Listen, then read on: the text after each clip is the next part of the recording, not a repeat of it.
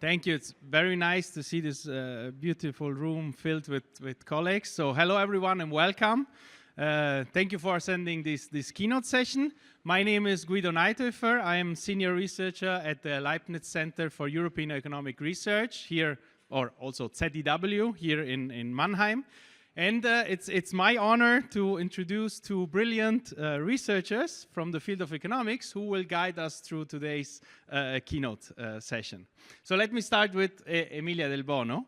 Emilia is a professor of economics at the Institute for Social and Economic Research at the University of Essex, where she also serves as the director of the Center for Microsocial Change, which is a multidisciplinary center which basically fosters and works on the collaborations between economists, sociologists, and other social scientists, mainly using quantitative approaches.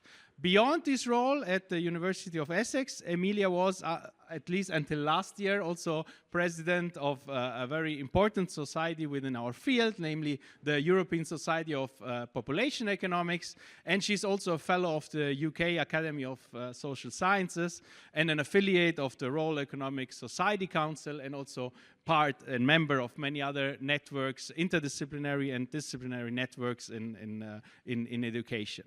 So Emilia's research focuses mainly on the nature, causes, and consequences of inequality in children's education, skills, and learning, and how these early inequalities then later shape outcomes later in life. Of course, she has also other research parts of her research agenda we were talking about before, but today she will focus on this topic, mainly sharing insights on a recent research agenda on the role of socio-emotional skills, and we are very much looking forward to learn more about it from her. So thank you so much for accepting our invitation and being here today. Emilia's keynote will then be complemented by a Keynote, which will be given by Michèle Tertilt. Michèle is part of the home team, we could say. So she's a professor at the University of Mannheim at the Department of Economics.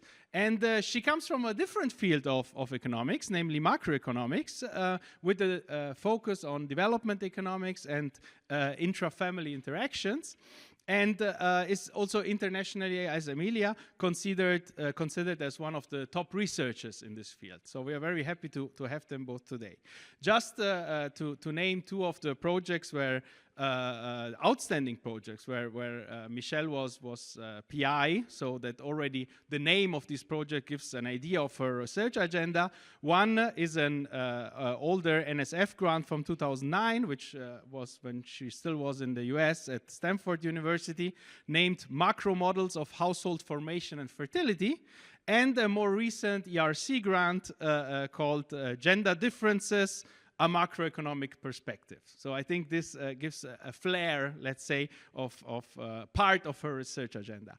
So Michèle is a part of being professor at the University of Mannheim, is also a research professor at the Deutsche Bundesbank, and she's also director at one of the most prestigious journals in economics, namely the Review of Economic Studies, and she's also part of many important networks and organizations like the Council of the Econometric Society and the Family Inequality Network, just to name two. So both Emilia and Michèle have made very significant contributions in the field of economics and also have given insights to other disciplines, so let's say multidisciplinary or interdisciplinary.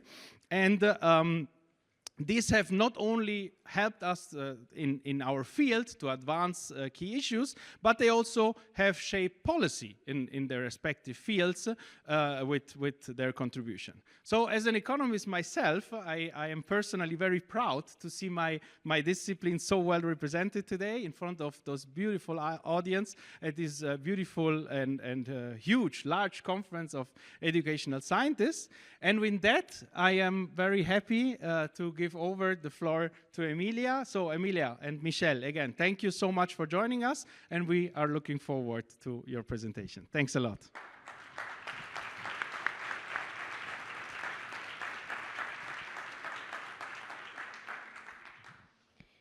So I would like to thank you, Guido, for this really great introduction, and thank you all in the audience and the organizer for inviting me for this talk, because I mean, I've obviously worked in this field for some time, and it's a very interdisciplinary field, so I'm really extremely honored to be at this conference. And a little bit, it's also a little bit daunting, perhaps, because I know obviously how much this type of research, has, featured in your work, and the contributions that many of you have probably, given to this field of work.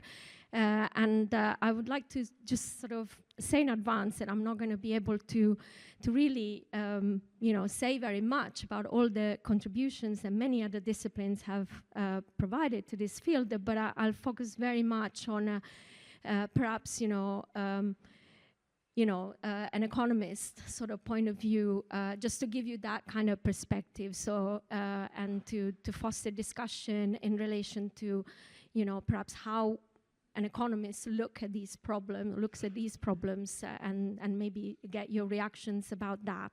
So with that kind of frame, I'll start the lecture, which is entitled "The Value and the Trouble of Socio-Emotional Skills," because I think there are lots of questions that are still, unanswered.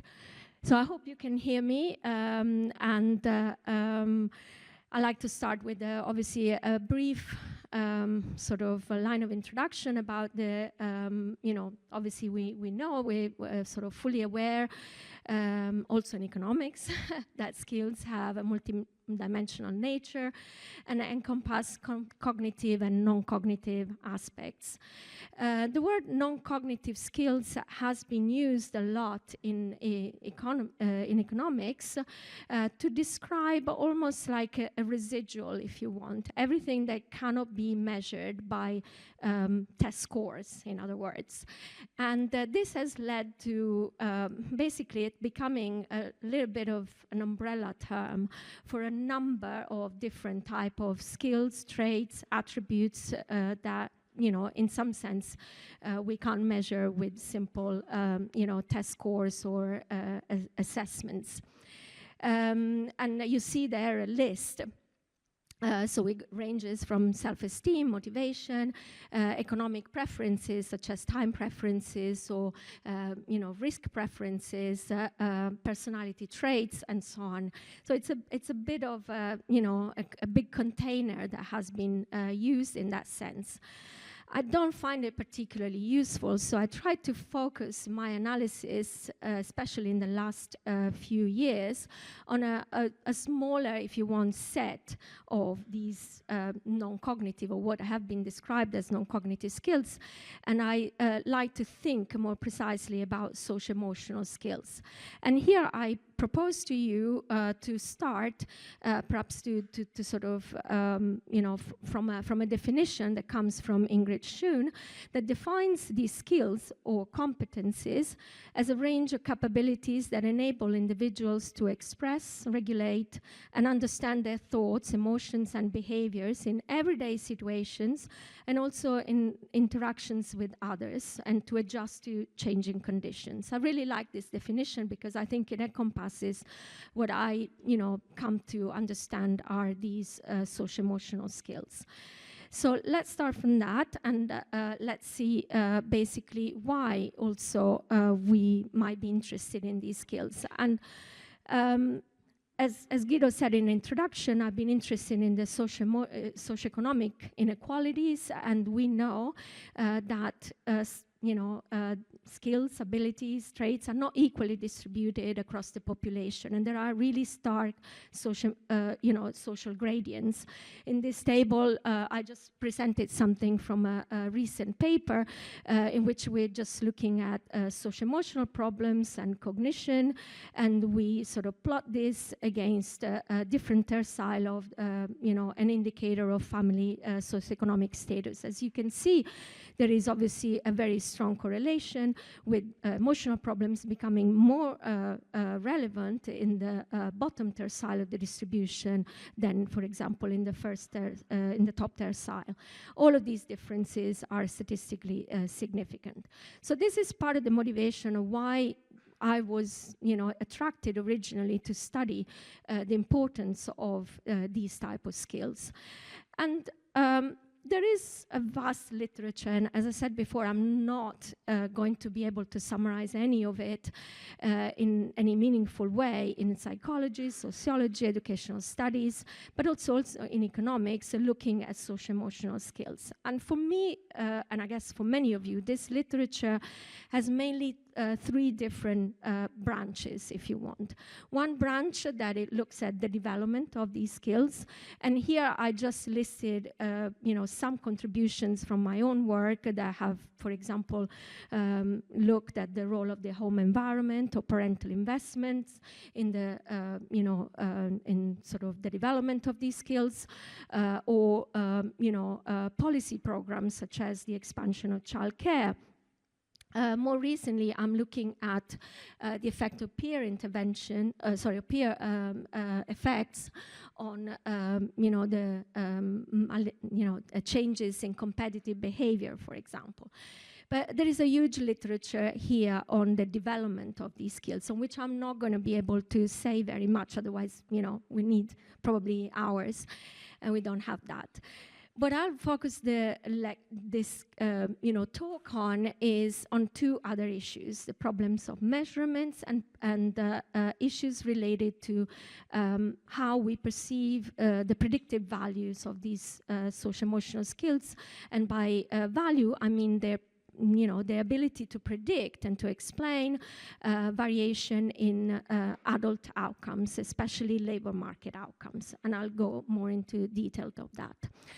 So let's start with the measurement, and I'll refer to a recent paper that I written with colleagues Kinsler and Pavan on skill formation, and what we say is the trouble. Therefore, you see the trouble in the title of the keynote with the child non-cognitive skill measures.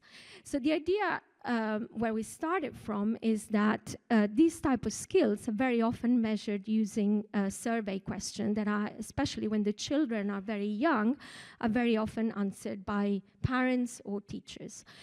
And what we worried about is that these answers may be, we use the word contaminated, may be influenced by the attributes of the observer. The typical example would be a situation in which, for example, a parent suffers from depression or has poor mental health, and therefore maybe we may worry that the way that parent answers questions about the behavior of the child would be influenced by their mental health state.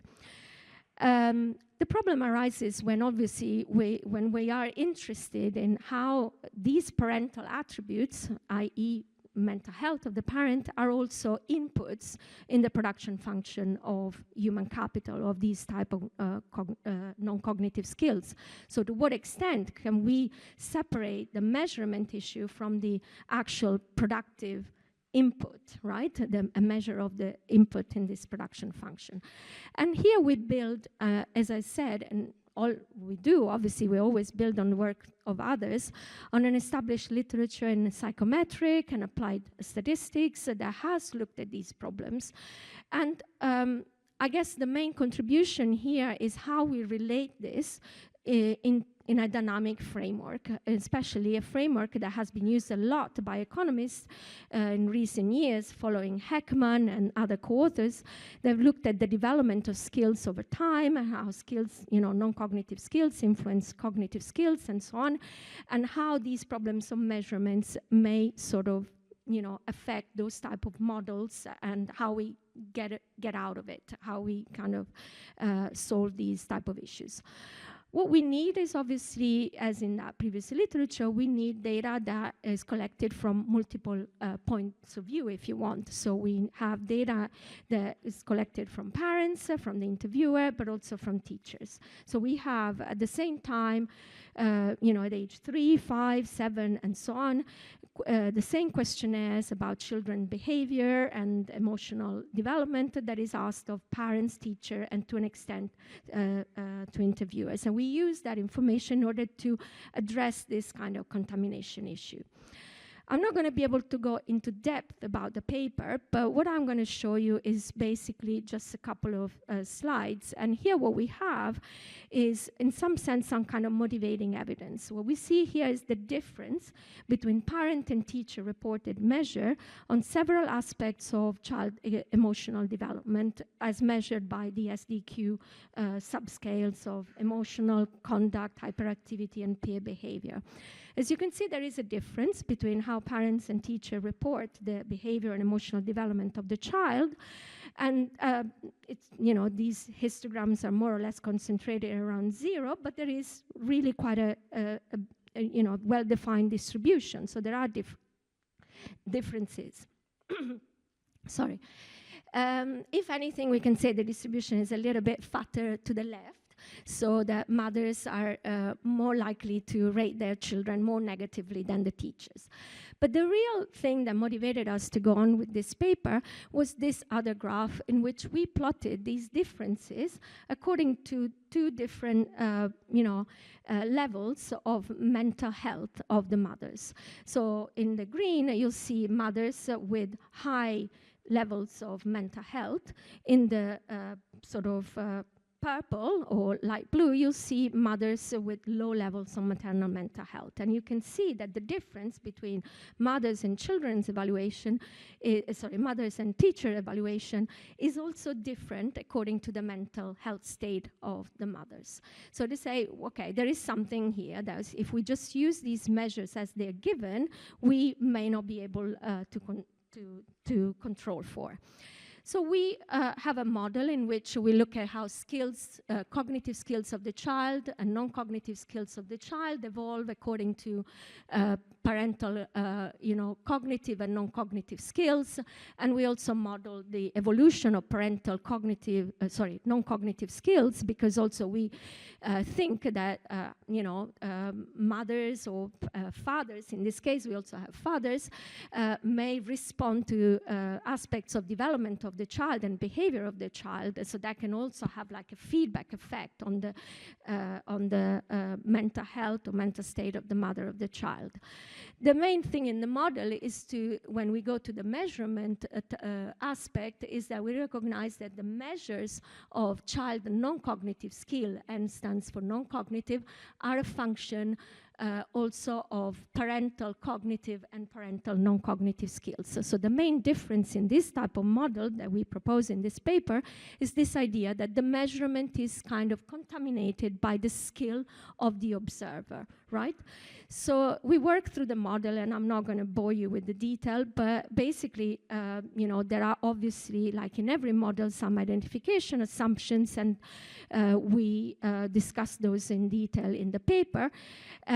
But what we find is that basically, once we address this contamination issue with the help of teacher-reported measures and interviewer-reported measure, we find that maternal skills are more important than we would have thought if we had just estimated the model without addressing contamination. And that leads us to discuss the effect of policies, such as expansion in childcare and so on, that may have been, previous basically evaluations of such policies that has ignored issues of contamination. And we find that, according to our simulation, that could explain something like between 10 and 20% of the measured impact on child emotional regulation and behavior. In other words, some of these policies, like expansion of childcare, have an impact not just on the child, but also on the parents. And because they have an impact on the parents, they have an impact on the measures that parents give about their emotional and behavioral development of the child. And correcting for that gives us different evaluation about the importance of these policies. But let me go now to discuss the value of socio-emotional skills. So And here I'm going to, sort of talk about this. Mainly, I want to emphasize that, and I'm sure Michèle will say something about this, that in economics, we have probably sort of different perspective about how to think about the value of socio-emotional skills. A micro perspective that looks at basically at the individual returns, right? So how individuals benefit from having, or they are, affected by not having certain types of skills, and then maybe a literature there that is really, quite focused on the estimation of the causal effect rather than the effect that can be attributed by a host of other, contemporaneous and correlated characteristics. And then there is also a macro perspective. So the idea that in some sense the value of this skill is not, is determined also by the demand of these skills, especially when we look at labor market outcomes, right? So, there is a value to these skills that, it depends not just obviously on the type of skills, but also how much the labor market, demands these skills, or how much different types of technology, sort of value these skills. So the idea is that you can't really look at these skills or the value of these skills in isolation without thinking about these other demand factor and, issues, without looking, for example, at the types of jobs, the characteristics of the jobs, because, these skills will not have the same value in any type of job, but they will have a different value depending on which jobs the economy is, producing, which jobs the economy is, which jobs are most in demand in the economy, and how people sort into different occupations and jobs. So I'm going to try to talk about this through basically two different papers. A first paper that is mainly has a micro perspective, so looking at the individual value, and the second paper that starts to sort of make some inroads into this kind of more macro type of view about how these socio-emotional skills are, provide, an advantage. The first paper, should have said that both papers are written with colleagues at Essex, Ben Etheridge and Paul Garcia, and it's a developing agenda, so I'll be grateful actually for comments and observations, because this is something I'm really actively working on right now. Obviously there is a related literature that has looked mainly at the returns to socio-emotional skills interpreted through the lens of personality traits. So there is a really vast literature that has looked at that and how these different personality traits predict a range of adult outcomes. And in particular, this literature sometimes focused on one specific trait, and conscientiousness, for example, has been singled out to be particularly important to explain, labor market productivity, wages, and so on. There is also a slightly more recent literature that, sort of looks at socio-emotional skill not through the lens of personality traits, but through the lens of measures of emotional and behavioral regulation, such as the strength and difficulties questionnaires, for example. And these two papers in particular are quite, I think both of them still unpublished, but they've been quite influential in this literature in recent years. And I'm going to say something about that in a minute. But before we do that, I'm going to tell you what are the questions that we ask in this paper. And there are two main questions. So we are interested in what or which socio-emotional skills, because there is many types of, socio-emotional skills and many dimensions, even to consider. So which socio-emotional skills matter most in explaining adult outcomes, and then can we identify the mediating pathways? So we can correlate skills perhaps measured early in life with later labor market outcomes, but do we have any idea why these skills matter? You know, what are these mediating factors? And there is very little in the literature, at least in economics. Again, I should sort of, you know, everything has that kind of caveat that says something about that. So what do we do? So we use data that you saw before, the first slide, from a British court study. It was a study of children born in a specific week in 1970, and they have been followed through time, not every year, every 5 years, sometimes 10 years, and so on. But it gives you that kind of long-term view that we need in order to answer those kind of questions. And we do things such as we explore the relationship between the early skills, by early I mean skills that are measured at age 10, and labor market outcomes that are observed from age 26 to age 46. The skills are reported from teachers in this particular paper, although we've done some analysis with also maternal reports. And for adult outcomes, we mainly look at wages, hours of work, and occupational sorting. So we arrive at a 4-factor, I'm going to give you like a brief sort of, synopsis of the paper, and then we're going to go in a little bit more detail. But basically, we propose a 4-factor representation of socio-emotional skills that are very much in line with the subscales of the strength and difficulty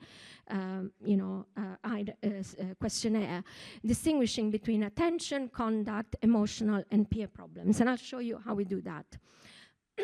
These are the studies that have been particularly influential in the literature, have instead proposed a 2-factor representation, mainly distinguishing between externalizing behavior and internalizing behavior. And I suspect a lot of you in this audience are very familiar with these concepts, so I don't have to say very much about this, but basically the main idea here is that externalizing behavior encompasses the 2 dimensions that we actually separate in our paper, which is attention and conduct.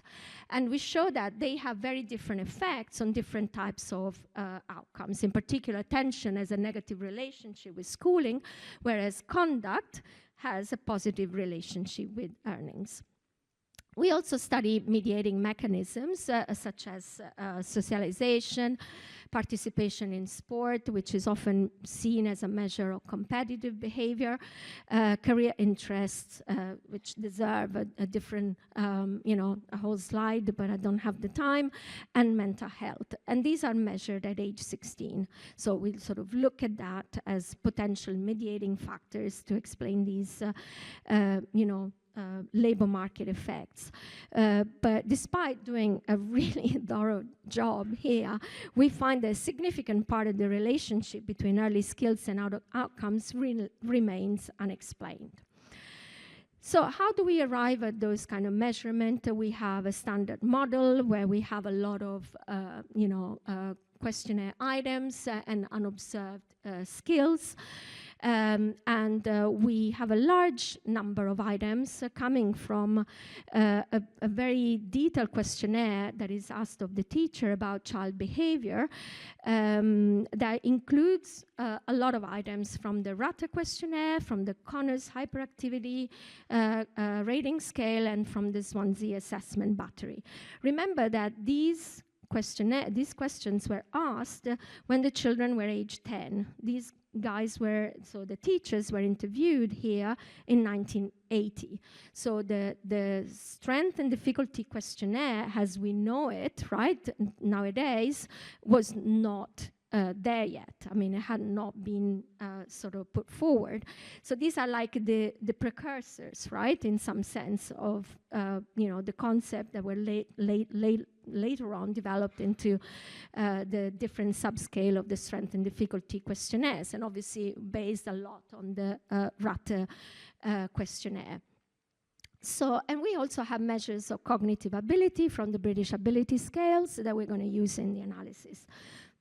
What we do is that we run an exploratory factor analysis to determine the number of relevant factors and then proceed with a confirmatory model. And I'll take a sip of water and I'll, let you read this slide. But we basically find the following age 10 skills. So one is the cognitive, but then we find these 4 skills. So remember, we don't have the strength and difficulty questionnaire. We have just about 50 something items, and then we have to somehow sort of create these constructs, or let the data tell us what dimensions this this questionnaire is capturing. So we do find these 4 non-cognitive aspects, or this aspect of socio-emotional development that capture attention, conduct, emotional, and peer problem. We do a lot of robustness, so we include other items from locus of control, which is self-reported by the child, or self-esteem, and also we analyze maternal reports. Our sort of factorization of these elements is very consistent and remains robust to these other checks. I just want to show you basically, so these are the items that we have in our questionnaire, and these are the factors and the way they basically appear after first iteration of the factor model. And you see, I mean, very clearly that we distinguish between attention and conduct, and these really are, different sort of aspects of development. I mean, problems of attention are identified by items such as being easily distracted, fail to finish tasks, and so on, forgetful, whereas problems of conduct are mainly identified by items such as outbursts of temper or bullying, and so on. You will also see from this that most of the items, most of the questions posed to the teachers are posed in negative terms, right? So the children have these type of problems, right? They're all kind of negatively oriented. And that was a feature of those type of questionnaires at the time. Obviously, we wouldn't do this, right? You will tell me more about this, but we wouldn't do this now. But this was a feature of the fact the questionnaire was, is somewhat dated, if you see what I mean. But we see clearly a distinction between these 2 factors, which turns out to be quite important. So what we then do is that we bring this to the data. We have a model when we have wages on the left-hand side, and various kind of other things on the right-hand side. We control for family effects. We control for lots of other things, life cycle skill accumulation, and so on. And we sort of correct for measurement error, because obviously these skills are measured with error. So what we see here is a wage, I think actually this is an earnings regression. So we have earnings and how they are explained by the skills that we have so derived. And as you can see here, there is a negative association. So talk about skills, but actually here these represents attention problems, conduct problems, emotional problems, and peer relationship problems, right? Like in the standard strength and difficulty type of items. And you see that basically most of these have negative relationship with earnings, right? So if you have more attention problems, you have less, you have lower earnings. If you have more emotional problems, you have obviously sort of lower earnings. So there is a little bit of, we also do gender analysis, but we don't find very much. We find these relationships also controlling for years of schooling, right? So you think that these affect mainly schooling, but actually even controlling for schooling, and this is important, we find these quite robust and stable relationship. The thing that we then kind of zoom in a little bit in the paper is this other finding that conduct problems, so having problems of conduct that you saw in the previous slides, mainly related to outbursts of temper, bullying behavior, and so on, actually has a positive association with earnings. And so this is like the main result. I mean, although we obviously paid quite a lot of attention to this result in the paper, but one of the main results of the paper is this one. And we got a lot of backlash when it comes to this, right? So this was picked up by the press, and then this is,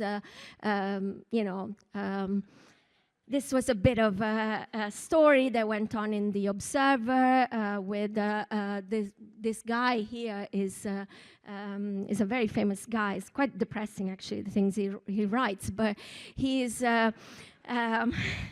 if you follow him, I follow him, I mean, for a long time, and I always get a bit depressed. But he picked up on this story and wrote a really long article, obviously kind of trying to destroy completely what we were saying. But he does start by saying a large and impressive study. So I think, we thought, okay, it's actually not too bad, right? As you can see, basically the way people reacted to this type of result is that, bullies earn more. And then I was interviewed on several programs, and they asked me whether we should start bullying classes and school and stuff like that. So, there was kind of, 3-4 days of quite exciting stuff to go through. But, I mean, on the serious aspect, I don't think these results are that strange, and maybe some of you will, have different views, but I don't think these results are that strange, because there are other papers that don't say, they say something that is not too different. In particular, again, I am, borrowing from the economics literature. There is a famous paper that looks at illicit teenagers, basically teenagers that commit lower level of crimes and things like this, and they find that become actually quite successful entrepreneurs later on in life. It's also, we looked at other types of literature, and we think these results are consistent with other studies, especially in evolutionary psychology, that emphasize the benefit of some forms, I mean, I suspect not all forms, of aggressive behavior. And also some recent meta-analysis that looks, for example, at the negative effect of agreeableness that you can think of as the equivalent of our conduct problems in the opposite direction on earnings. But obviously, conduct problems are not advantageous in all contexts. So, for example, in the same paper, we show that having conduct problems leads you to more problem drinking, or in fact, leads you to, greater number of arrests, right? So these are not like that we sort of have some kind of weird measure of what conduct problems are. They actually perform really badly, but they also relate positively to socializations, and that's one of the elements, and positively to sport competition, so representing your team or your school in a competition. So we do some mediation analysis, but unfortunately, we don't, I've gone too fast. We do some mediation analysis, but we don't, though we find these effects on these mediators, we don't find that, there is a lot of explanatory power in these mediators. So we interpret these conduct problems mainly, in terms of, conduct problems in some sense reflect not so much as a skill, but a lack of a skill, or, and in particular, maybe, we also interpret, or another possible interpretation is to think of conduct problems as being driven by a skill that we actually don't observe, such as a competitive behavior or more assertive behavior, right? So you imagine a child that is very assertive, it ends up being in trouble a lot of the time at school, and then he's or she is considered to be a bit of a bully, or behaves badly, creates problems in the classroom, and so on. So this is our interpretation, although obviously we don't observe in some sense that skill that we think is kind of picked up by these problems. So we're still working on this agenda, and we're looking now, so if you want, the previous slide is about, previous paper is about a static representation. So we look at the effect of these early skills on earnings between age 26 and 46 or whatever. Then we, in the second paper, and we only just started, so I'll say very few things about this, we started to look at why in some sense, these skills may matter, and how they influence the career progression, so the evolution in some sense of wages and earnings in the population. And this links to a literature that is looking at the changing importance of socio-emotional skills in the labor market, because when we start looking at the time horizon and how these changes, how these skills, may provide additional, may explain a wage progression. Obviously, we encounter a literature that is looking at the increasing importance of socio-emotional skills, but also a literature, and this is probably the strongest link here, that has started, you can see these are relatively recent paper, they started to look at the value of skill in a job match. And it started to think about how to link skills and job tasks, and what is the value of a job when we basically do that multidimensional matching. And in particular, so in this paper, what we're trying to do is to think about how socio-emotional skills contribute to the value of a job match. Again, we use the same data as before. We reorient all the measures. So instead of talking about tension problem, emotional problems, and so on, we talk about skills, just to kind of think about it that way. And for conduct problems, we use the term assertiveness. And what we see is that basically there is, as before, in some sense, there is this positive relationship between these skills, right? Before we looked at negative, but we kind of flipped them over. So between these skills and earnings. And there is also a positive relationship in particular with assertiveness, and switching up. By switching up, I mean the probability to change occupation and to go into an occupation that is, provides you higher earnings, right? So you can kind of start seeing some interesting things about the dynamics of, wage progression here. The main thing about this paper is, however, and I'm not going to be able to do very much on this, but basically, so we then start looking at the job site. What type of jobs these people with these skills go into? And we classify jobs on the basis of their cognitive task requirements and the soft task requirements. So there are jobs that are more intensive in terms of cognitive task requirements and jobs that are more intensive in terms of soft task requirements. And we basically, construct a measure of, comparative sorting in different jobs. And we find that individuals that have cognitive and attention skills are mainly likely to sort in jobs that have a high cognitive task content, whereas individuals that are higher or score higher in assertiveness, peer, and to an extent emotion, are more likely to sort into jobs that are high in the soft task content. So this is basically what we try to do, and then we try to basically construct a measure of the skill task mismatch, right? So we look at whether people are, very well aligned, right? They go into a job that requires the skills, and the level of skills required by the job is very close to the level of skills the individual has, right? And if not, they are considered to be mismatched. Right? I can go into detail of this, but how we construct the measure of mismatch, but basically what we do, and I'm going to show you just this table, is that we look at mismatch in cognitive skills and tasks and mismatch in soft tasks, and we see that basically the cognitive, so far the results show that the cognitive aspect of mismatch are quite important for earnings. But when we look at lagged value, so past value of mismatch in previous jobs and previous occupations, if you want, because we can't really distinguish a job from an occupation, we see that the lagged value of soft tasks is actually quite relevant. In other words, it gives some kind of scarring effect on wages over in life. So again, we look at switching. We also look at indexes of job satisfaction.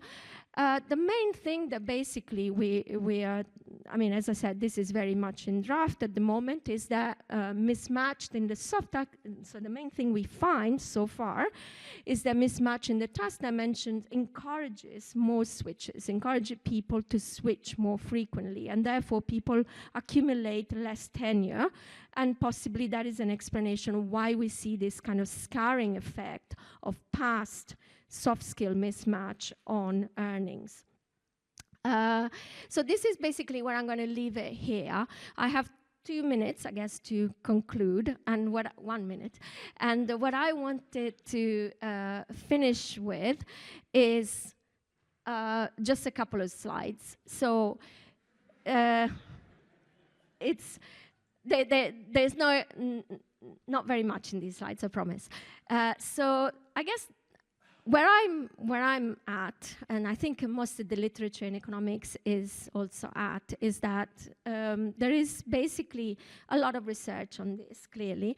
But I think we still struggle, we still have trouble, so to speak, with the measures of these socio-emotional skills. And with the first paper, I think I've hopefully kind of made the point that these measures are often subjective or context dependent, and that creates a whole sorts of issues that are not so easy to resolve. But also we have problems with some of these underlying concepts, and then you're going to tell me that's because I got it all wrong and that I haven't used the right way of presenting these skills. But as you see the research on the paper that was finding that conduct problems is associated with higher earnings, it's like, what do we, but is on the other hand is also associated with negative things like problem drinking or being arrested and so on. So it's like we don't know whether, you know, in terms of these skills, more is always better or less is always worse. So there are these kind of competing elements. So sometimes less is better in one context, but less is worse in another context. And that kind of is conceptually quite demanding in a sense also for us that we're trying to study these things and interpret them. So this is promised the last slide.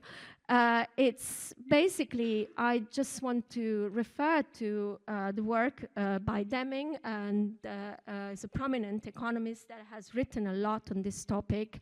And I think he's been reading a lot and borrowing from other disciplines. And what he's basically, I guess, suggesting is that perhaps we should be sort of rethinking a little bit about both the measures that we use and the type of concept that we would, you know, want to represent, especially when looking at certain outcomes, such as labor market outcomes.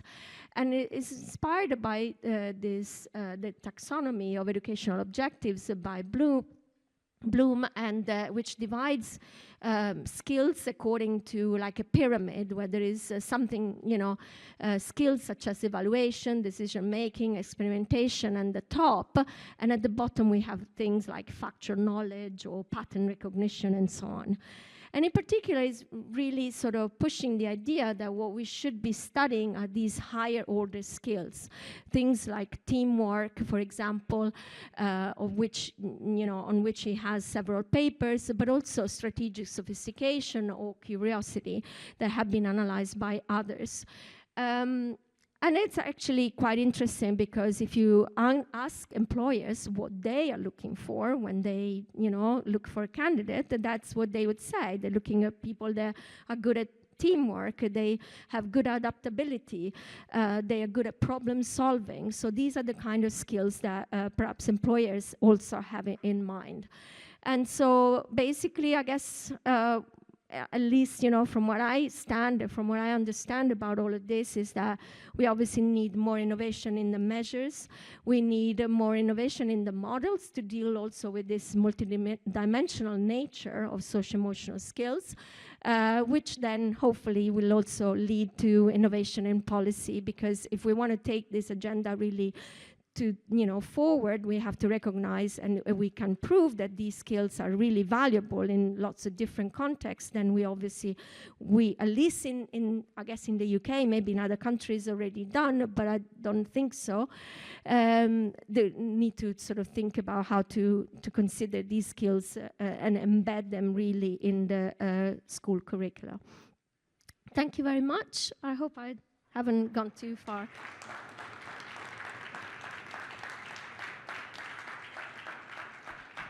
So thank you so much, Emilia.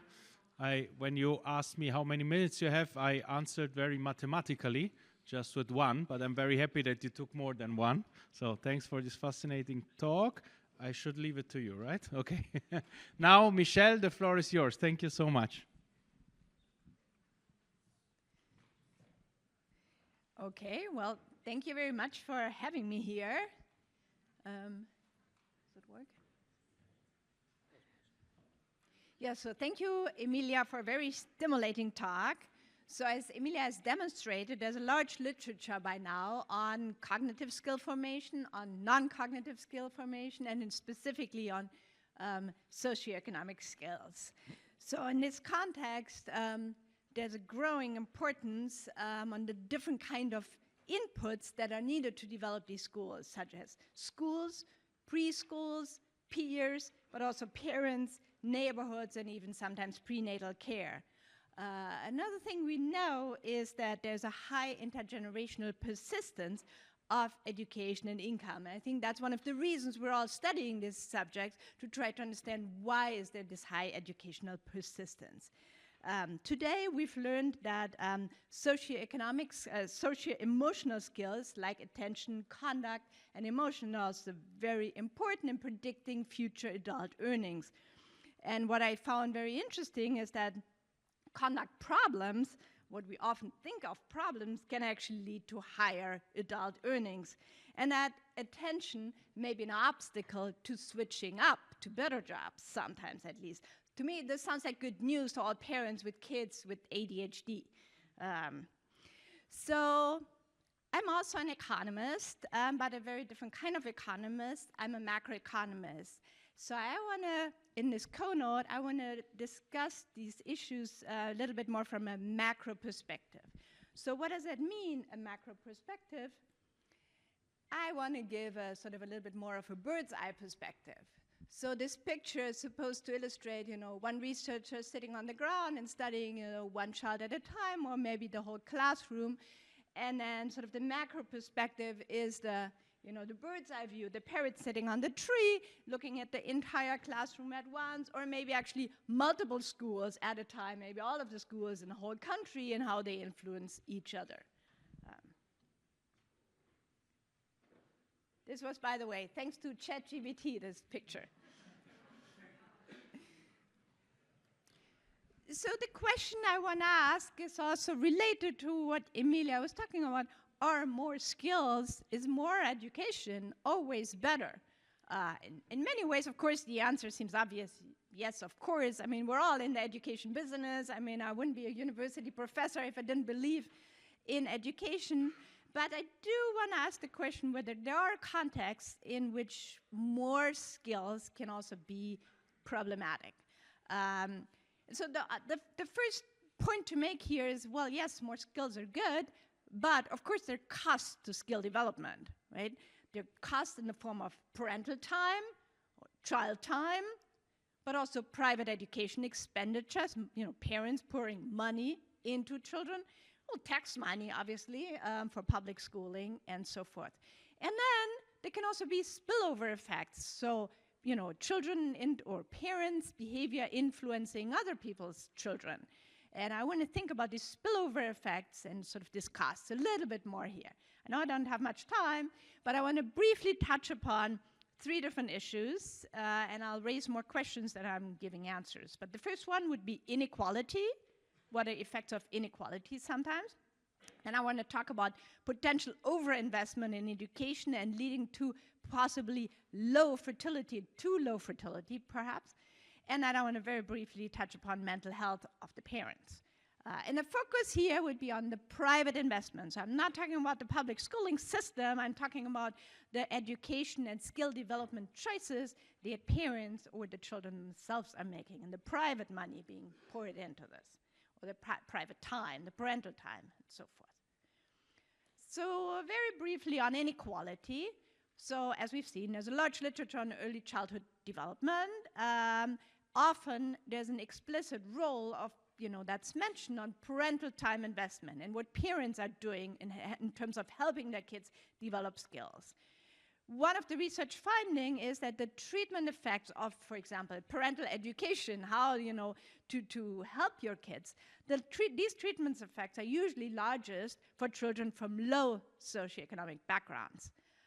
So, however, the evidence from these studies is often used also as advice for parents. Now, who's following the advice the most, I think, are usually the parents from high socioeconomic backgrounds. So the question I want to ask, could this potentially even contribute to more inequality? If it's the parents who need it least are, complying with advice the most. And so just one brief piece of evidence on this is that maternal child-rearing time, this is the left graph. This is from a handbook chapter I wrote with some colleagues a few years ago.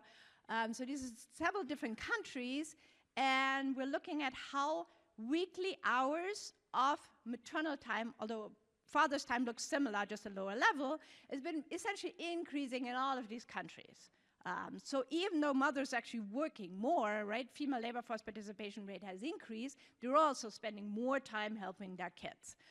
And whose time has increased the most, if you look at the right graph, this is from the United States, the increase in that parental time with the kids is largest for the college-educated mothers, right? So we're learning more and more what helps child development, and who is using that knowledge the most seems to be the sort of college-educated parents or high socioeconomic background parents. And so my question is this effect potentially contributing to an increase in inequality? So I don't have an answer, but I think it's a question to investigate. Second, let's think about the potential education spillovers on fertility choices.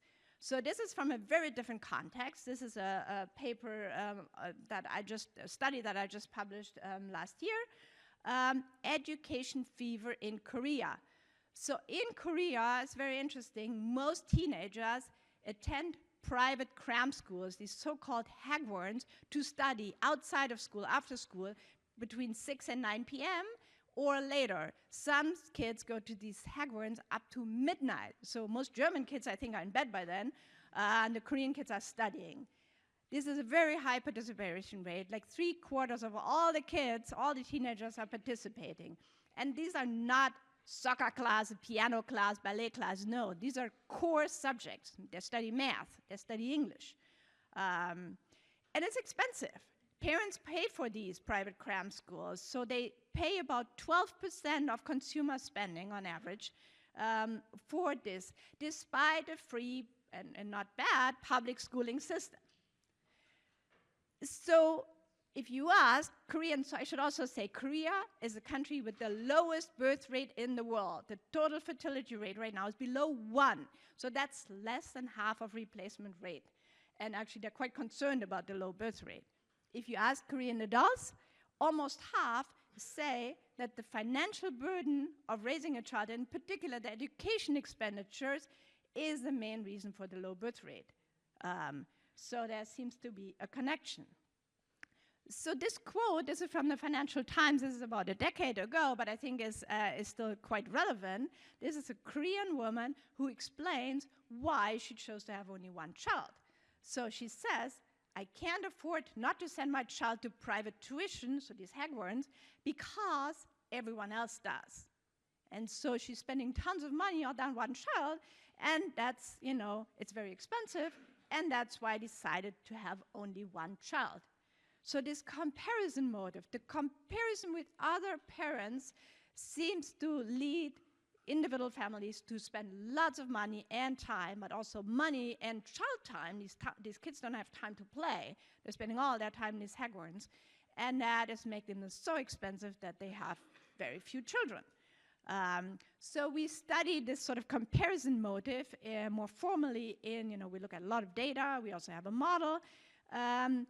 And one way to really measure these spillover effects, right? These effects, so maybe a lot of education is a good thing, of course, but if there's overinvestment, if you do it only because everyone else is doing it, maybe the kids aren't really learning all that much more, then of course this can lead to problems. So we studied this empirically in Korea in the context, so there are curfews, so that politicians realized at some point this could be a problem, and so they introduced curfews for these hagwons, these private tutoring institutes. They can no longer open until midnight. They have to close at 11 or 10 or 9, depending on the province and the year. And so we exploit the timing, this differential timing in different provinces in different years to see what that does to individual families. And in particular, we find that these curfews, well, it reduced education expenditures, right? So they cannot go as late anymore. But it reduced education expenditures also for those families where the kids weren't going that late anyways. So for the families where it wasn't binding. So this must be evidence for spillover effects, right? So the parents or the kids who are going the most, they're forced to reduce because they cannot go super late anymore. And then everyone else who's still going at normal times is also reducing. And this graph shows this empirical finding. So we're basically comparing treatment and control provinces. And so the blue line, the lower line, is the treatment effect relative to the control provinces. And you see how the education expenditures is lower in those treated when they were forced to reduce it, the other parents. Okay? So we look at this comparison motive in a quantitative model, and we find that this effect, so if you got rid of it, if parents, they still care about children's education, but not relative to other parents or other kids, that would reduce education spending by 50% if you could get rid of that. And it would decline the most for poor parents. Fertility would be increased by more than half a child, so that's large. And again, the most for poor parents. And the childlessness rate, which is substantial by now in Korea, would decrease, at least among the poorer parents, to almost 0. So could this also be relevant in other countries? Is this just a Korean thing? I think this is relevant in many different countries. So what I'm showing here is a cross-country scatter plot between the relationship, so this is from the World Values Surveys. Parents were asked, how worried are you about not being able to give your child a good education? So the more you are to the right, these parents are very much worried. If you're on the left, then they're not worried at all. On the y-axis, I'm plotting the total fertility rate in that country. And you can see a negative relationship. So in those countries like China, Singapore, Korea, where parents are very worried about the education of their children, that's precisely the countries where the total fertility rate is the lowest. In other countries like Germany, New Zealand, Netherlands, still fertility rate is also low. It's low everywhere these days, but it is substantially higher. So the last point I want to make is, let's think about mental health for a second. The reason I want to raise this and the mental health of the parents. So just last summer, in August 24, the United States Surgeon General actually issued an advisory warning on the mental health and well-being of parents, citing the tremendous pressures that parents today face as, an issue. And I want to ask the question whether part of these pressures stem from an arms race of who raises the best children, the smartest children, the most educated children. I think that's putting a lot of pressure on parents. And so is this comparison motive perhaps even affecting parental mental health? Well, maybe also child mental health. I think mental health issues have been going up, have been on the rise everywhere. We should ask the question, is it worth it?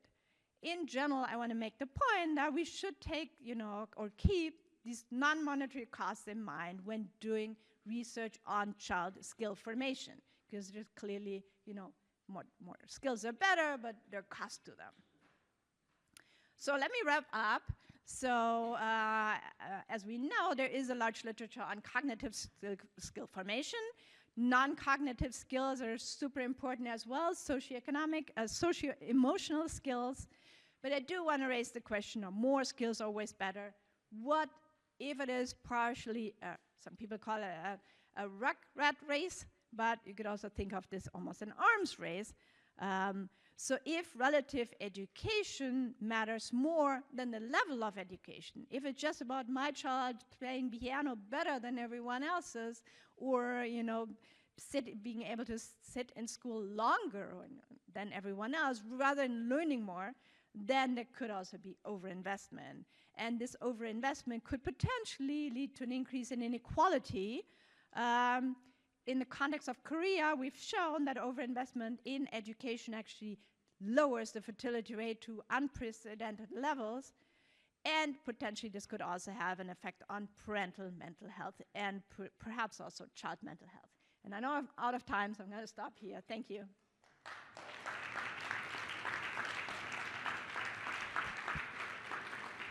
So, thank you so much, Michèle. Now, I mean, on the schedule, we would have no time, but since we are here for the scientific interchange and not for having lunch, right?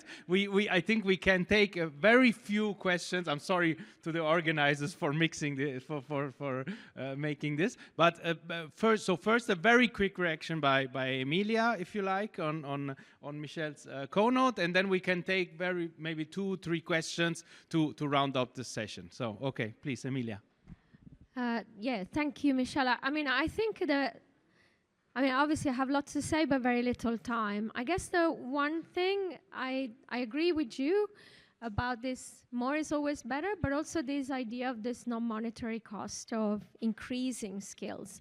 And I talked mainly about non-cognitive skills. So let's say teamwork. To what extent does this apply to teamwork? And I finished my slide, if you remember, on the idea that we maybe want to change some features of the educational system to recognize the importance of these skills. So suppose that now children are now assessed on how good they are in terms of teamwork or cooperation or something like that. I bet, and I guess you would bet as well, that the parents would find tutors to teach them how to actually do better in whatever test that is, designed to measure their teamwork ability. So I agree. I think that the problems that you emphasize for the more like, say, standard cognitive skills educational attainment, if we pursue an agenda similar in relation to the non-cognitive skills or socio-emotional skill aspects, would definitely sort of apply there as well. So I think this idea that we should think about it, even within the context of social-emotional skills, is very much there, this kind of rat race. And I'll leave it there because I know that we want to give time to the, for a few questions from the audience. Yeah? Wonderful. Thanks a lot. Bauer, please, and then, yes.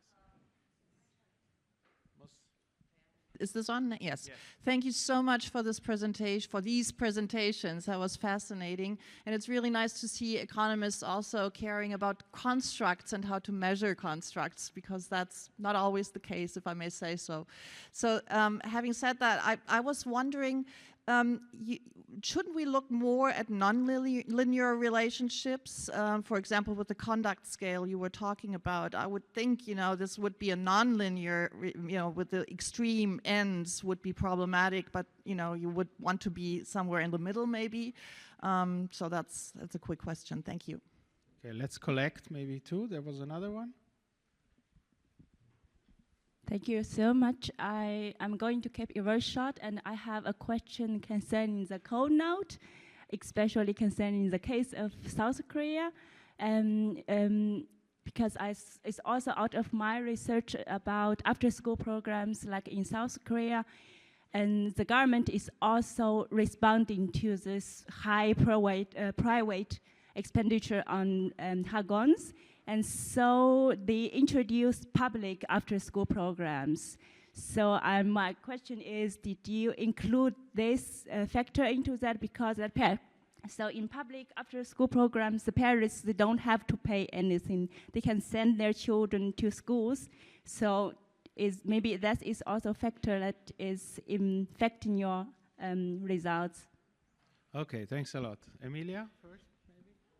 Okay, so on the question on the non-linearities, sure. I mean, it's a very valid question, especially when thinking about conduct problems. I mean, if you have a child that is really disruptive, we do have some analysis of this in the paper, and we don't find huge evidence of these non-linear effects, so we don't find evidence of it, but that could be also related to I mean, if you want attrition in the survey, because one of the problems obviously we have when we have these very long-term surveys is that you lose a lot of people, and you can imagine you lose especially the people that maybe have some kind of severe problems and maybe end up taking drugs or, you know, all sorts of, you know, negative outcome that you saw in one of the slides. So there is a caveat, so to our finding in terms of non-linear effects that I would like to put out there. We do what we can in terms of correcting for selective attrition in the data using weights and so on, and we kind of show the results are kind of robust, but I can't totally exclude it. And I think it's important that, I mean, there is this kind of problem that, you know, we will always face in some sense, that we have, you know, long-term surveys, you know, fantastic because they tell us a lot of things, but then they are plagued by attrition and so on. So it's a problem we are, you know, aware of. But thank you for your question. Yeah, so thank you for the question about about Korea. So we had included in our study only these private hackathons for the reason that we're interested in the expenses. So how expensive is it for the parents, and are there spillover effects? Are other parents sending their kids more or less when, you know, are they saving money or spending more? But I think it is a very interesting point that there are now public sort of substitutes, and I think it illustrates nicely this interaction between the public and private education parts. My understanding is also that, in fact, the public schooling system in Korea has been deteriorating in recent years precisely because of these private tutoring institutes. Obviously, if the children already know everything that the teachers are going to teach them, then for the kids it's boring in the regular school, and also the parents, the teachers are not as motivated if, you know, half the class already knows the stuff. So clearly there are spillover effects, an equilibrium effect between these two sort of types of schooling programs, and I think this needs to be studied more. Thank you. So thanks a lot. I'm sure more of you have questions, but unfortunately we have to leave it here. So I had a wonderful hour and something, and I learned a lot, and I'm sure a lot of people in this room and also in the Zoom are sharing this feeling. So Emilia, Michèle, thanks a lot for sharing your research agenda with us and for all these beautiful insights. A great round of applause, and during the applause, Oliver has a nice present for you also to say thank you. So thanks to the audience for the questions, and again, thanks a lot for you being here.